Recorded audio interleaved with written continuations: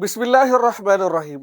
حضرت ابو ہریرہ رضی اللہ تعالیٰ عنہ روایت کرتے ہیں، رسول اللہ صلی اللہ علیہ وسلم نے ارشاد فرمایا، جس قوم میں یہ 12 چیزوں کو دیکھو تو سمجھ جاؤ اس قوم پر اللہ کا عذاب آنے والا ہے۔ وہ عذاب آپ پر ہوا کی شکل میں ہو سکتا ہے، طوفان کی شکل میں ہو سکتا ہے، وہ عذاب آپ پر سیلاب کی شکل میں ہو سکتا ہے، وہ عذاب آپ پر بارش کی شکل میں ہو سکتا ہے، وہ عذاب آپ پر زلزلے کی شکل میں ہو سکتا ہے، کسی بھی شکل میں وہ عذاب آپ پر آ سکتا ہے۔ اللہ کے حبیب صلی اللہ علیہ وسلم فرمایا 12 چیزیں دیکھو۔ آج میں آپ کو 12 چیزیں بتاؤں گا، اور پھر بتاؤں گا مفتی تقی عثمانی صاحب دامت برکاتہ عالیہ کیا فرماتے جب عذاب آ جائے، اس طرح کے مراحل آ جائے تو کیا کرنا چاہیے ہمیں۔ تمام کی تمام باتیں انشاءاللہ العزیز آپ کو اس ویڈیو میں آپ کے سامنے عرض کروں گا۔ دیکھیں، نمبر ایک پر فرمایا کہ جب مال غنیمت کو گھر کی دولت سمجھا جانے لگے، جب یہ دیکھا جائے کہ مال غنیمت ہے اور اس مال غنیمت کو یوں سمجھا جائے کہ تو میرے گھر کی دولت ہے، سمجھ جاؤ اللہ کا عذاب آنے والا ہے۔ امانت دبا لی جائے، کسی نے امانت دی، بھئی امانت رکھ لو، اس کو خود کھا لے، ہڑپ کر لیا جائے۔ نمبر 3، زکوٰۃ کو تاوان اور بوجھ سمجھا جانے لگے۔ زکوٰۃ دینی ہے، زکوٰۃ نہ سمجھا جائے، یوں سمجھے میں اپنے سر سے بوجھ اتار رہا ہوں، تاوان دے رہا ہوں، بڑی مشکل سے دی جا رہی ہے۔ کچھ لوگ دیتے نہیں ہیں، دیتے تو پھر اپنے آپ پر بوجھ سمجھتے ہیں۔ نمبر 4، علم دین دنیا کے لیے حاصل کیا جائے۔ آپ دین سیکھ رہے ہو، میں کوئی بھی دین سیکھ رہا ہوں، اس لیے سیکھتا کہ دنیا کمائے۔ فرمایا یہ بھی اس بات کی علامت اللہ کا عذاب آنے والا ہے۔ انسان اپنی بیویوں کی اطاعت کرے اور ماں کی نافرمانی کرے، سمجھو کہ اللہ کا عذاب آنے والا ہے۔ دوست کو قربت دے کرے، یعنی کہ دوست کو قریب کر لے اور اپنے باپ کو دور کر دے، یہ بھی نشانی ہے۔ پھر فرمایا اللہ کے حبیب صلی اللہ علیہ وسلم نے، مسجدوں میں شور و غل ہونے لگے۔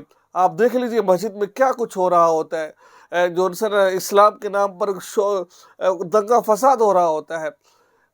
پھر فرمایا نمبر 8، قوم کی قیادت فاسق فاجر کرنے لگے۔ آج دیکھیے ہمارے حکمران کون ہے؟ فاسق ہے، فاجر ہے۔ نمبر 9، انسان کی عزت اس لیے کی جائے تاکہ وہ شرارت نہ کرے۔ نمبر 10، گانے بجانے کے سامان کی کثرت ہو جائے۔ دیکھتے جائیں آپ، گانے بجانے کی کثرت ہو رہی ہے، سامان کی کثرت ہو رہی ہے، لوگ گانا بجانا اور اس کو عیب بھی نہیں سمجھتے، اس کو گناہ بھی نہیں سمجھتے ہیں اس کو، ٹھیک ہے۔ نمبر 12، بعد میں پیدا ہونے والی امت کے پچھلے لوگوں پر لعنت کرنے لگے۔ سنن ترمذی کی روایت ہے۔ ناظرین آپ غور کیجیے اس روایت پر، ہے کہ یہ تمام کی تمام چیزیں ہم اپنے گریبان میں جھانک کر دیکھیں، سب کچھ ہمارے اندر موجود ہے، اوریانی ہمارے اندر موجود ہے، فحاشی ہمارے اندر موجود ہے۔ اس کے علاوہ دھوکہ کرنا، فریب کرنا، یہ تمام کی تمام چیزیں ہمارے اندر موجود ہیں، اور پھر ہم کہتے ہیں ہم پر عذاب کیوں آ رہا ہے؟ اگر آ جائے تو کیا کرنا چاہیے؟ مفتی صاحب کی گفتگو سن رہا تھا، مفتی تقی عثمانی صاحب کی، اس لیے پکچر لگائی۔ وہ فرماتے ہیں کوئی آفت آ جائے تو اللہ سے رجوع کرو، رجوع اللہ ہونا چاہیے، اللہ تعالیٰ سے رجوع کرنا چاہیے۔ اور رجوع کیسے کرے؟ 2 رکعت نماز، صلاۃ الحاجہ، صلاۃ التوبہ پڑھو، توبہ کرو، اللہ تعالیٰ سے معافی مانگو، اجتماعی توبہ کرنی چاہیے، اللہ تعالیٰ اس عذاب کو ٹال دے۔ ناظرین اللہ کے نبی کریم صلی اللہ علیہ وسلم کی دعا ہے، اجتماعی پوری دنیا پر عذاب تو نہیں آ سکتا، لیکن شہر کے اعتبار سے، قصبے کے اعتبار سے، ریاست کے اعتبار وہاں پر عذاب آ سکتا ہے۔